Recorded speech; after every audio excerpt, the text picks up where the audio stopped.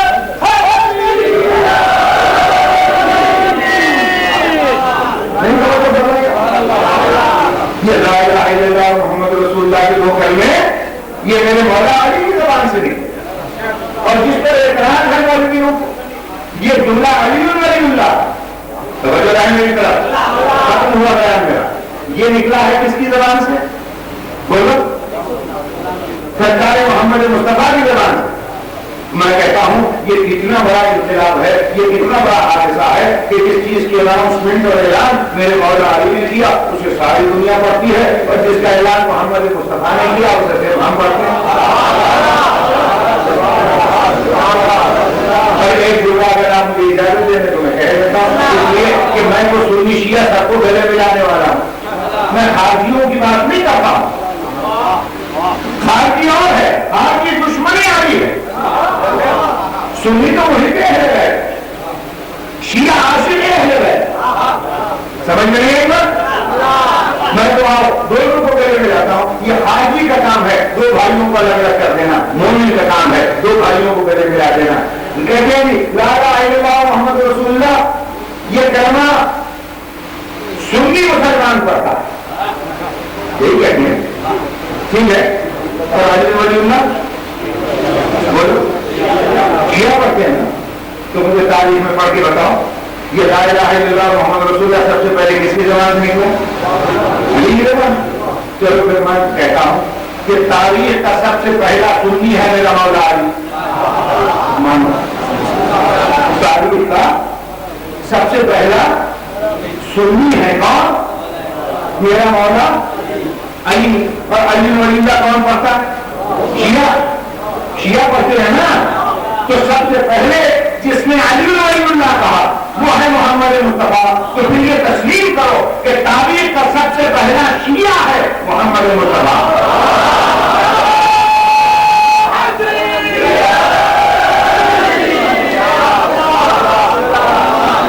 اور جب تاریخ کا سب سے پہلا شیعہ ہے سرکار محمد مصطفیٰ، وہ بھارت کا ایجنٹ ہے، وہ یاد رکھیے گا دوستو، وہ سی آئی اے کا نور نظر ہے، وہ امریکہ کا نقطۂ نظر ہے، وہ ملا بین الاقوامی کا نظر ہے جو اب بھی کہے کہ شیعہ کافر نہیں سمجھ میں آئی بات؟ شیعہ کو کافر کہنے سے پہلے مولوی کو سوچنا پڑے گا کہ تاریخ کا سب سے پہلا شیعہ کون ہے۔ اب اس سے زیادہ میں آسان بیان کر ہی نہیں سکتا، ہو سکتا ہے آپ ناراض چلتے چلتے ایک بات اور میں آپ سے عرض کرتے دوں، ہو سکتا ہے کوئی یہ کہے کہ صاحب آپ تو کہہ رہے تھے کہ دو کاریں ہوتی ہیں، ایک نیگیٹو ایک پازیٹو، ایک ٹھنڈی اور ایک گرم، یہی ہے نا، تو کلمے میں بھی دو تارے رکھو، کلمے میں بھی دو ہی تارے رکھو، ایک لا الہ الا اللہ ایک محمد رسول اللہ، کہ تیسری تار کہاں سے آ گئے؟ اقرار ہو سکتا ہے نہیں ہو سکتا؟ یہاں کوئی بیٹھا ہے باپ کا کام کرنے ہو، کوئی بیٹھا ہے یہاں پر جو بجلی کا کام جانتا ہو، ذرا ان سے پوچھو کہ یہ 3 فیز کسے کہتے ہیں بھائی؟ یہ 3 فیز کیا ہوتا ہے؟ یہ 2 فیز تو عام مل جاتا ہے، 3 فیز بڑی مشکل سے تلاش کرنے سے ملتا ہے، سنت سماجت سے ملتا ہے۔ یہ 3 فیز کیا ہے؟ ایک نیگیٹو ایک پازیٹو اور تیسرا تار ارتھ کہلاتا ہے۔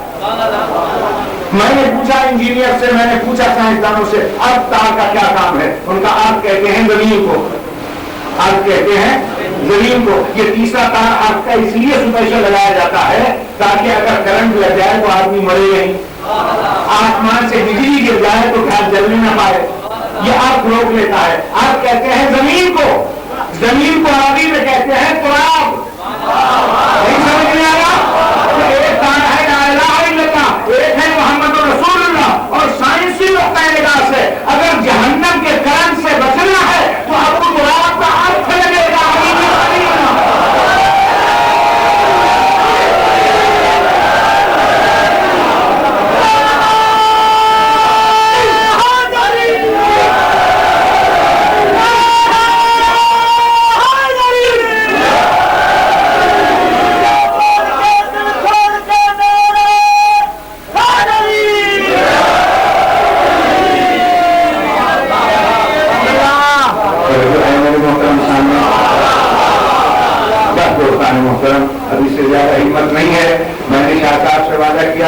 انہوں نے اسلام آباد سے اتنے فون کیے مجھے، تو میں نے ان سے وعدہ کیا کہ میں ضرور آ جاؤں گا. میری طبیعت اس قابل نہیں تھی، میں 1 ہفتے تک ہاسپٹل میں ایڈمٹ رہا اور وہاں سے باوجود اس کے کہ ڈاکٹروں نے مجھے روکا ہوا ہے، لیکن میں یہ سوچ کر یہاں آ گیا ہوں کہ میرا اصلی ڈاکٹر تو کربلا والا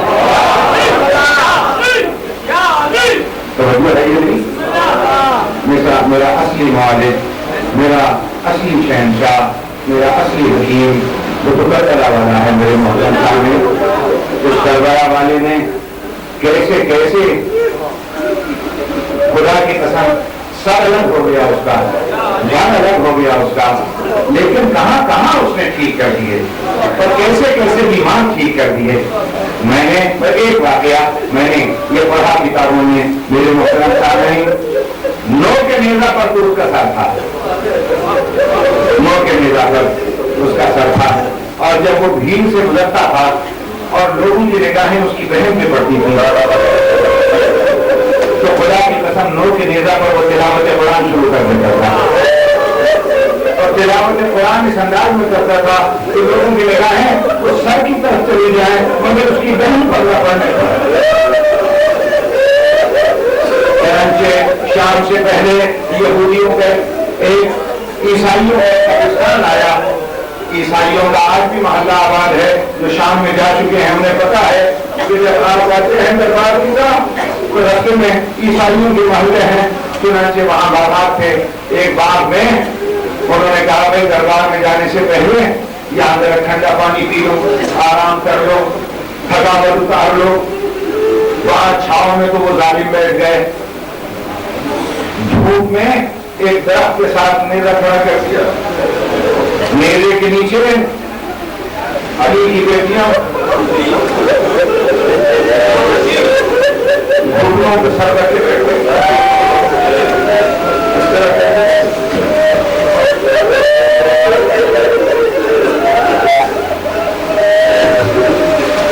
مسلمانوں نے زیادہ کہنے لگا ہے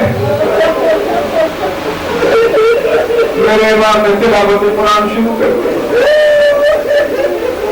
تلاوت کی آواز جو باغ میں گونجی، اس باغ کا مالک جو تھا عیسائی، اس کی ایک بیٹی تھی 4 سال کی، وہ دونوں آنکھوں سے اندھی تھی، دونوں آنکھوں سے نابینا تھی. وہ دیوار کی ٹیک لگا کے بیٹھی سن رہی تھی.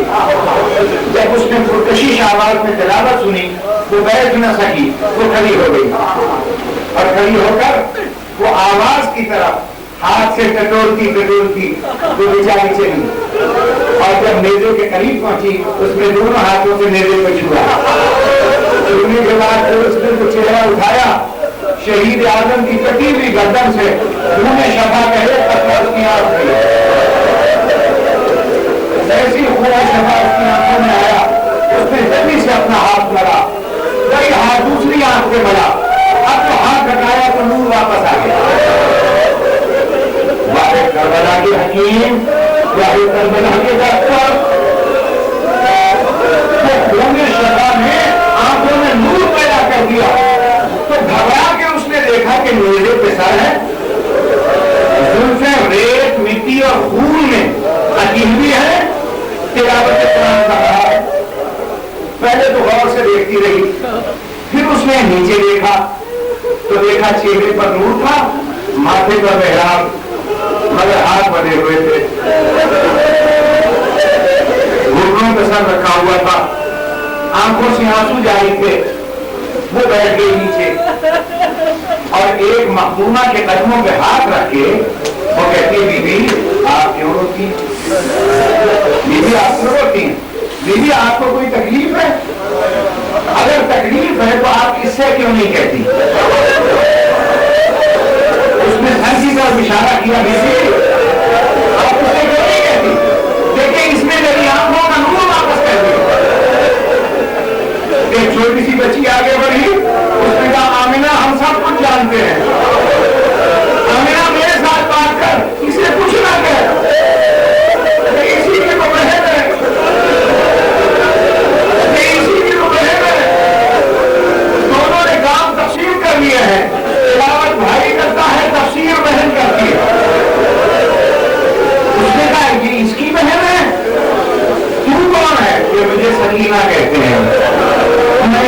बेटी हूँ। तो घबरा के कहती है कि अगर तू इसी की बेटी है तो तेरे कान क्यों जख्मी है, ये तेरे चेहरे पर नींद क्यों पड़े हुए हैं। वो वहां से दौड़ी, तो ईसाई बच्ची दौड़ी, बाप के दरवाजे पर पहुंचकर अपने बाप को आवाज देती है, बाबा जल्दी बाबा जल्दी आओ। उसने कहा आमना खड़ी रहना, मैं आ रहा हूँ। बाबा मुझे आंखें मिल गई, मेरी आंखों में नूर आ गया। तो ईसाई जल्दी से अपने औलाद फेंक कर करीब आया और बेटी का माथा चूम के कहता है कि तेरी आंखों में नूर कैसी आ? उसने कहा बाबा हमारे बाप में बड़ा अजीब गरीब हकीम आया हुआ, ऐसा डॉक्टर आया हुआ है, न उसका बदन है न उसका धन है,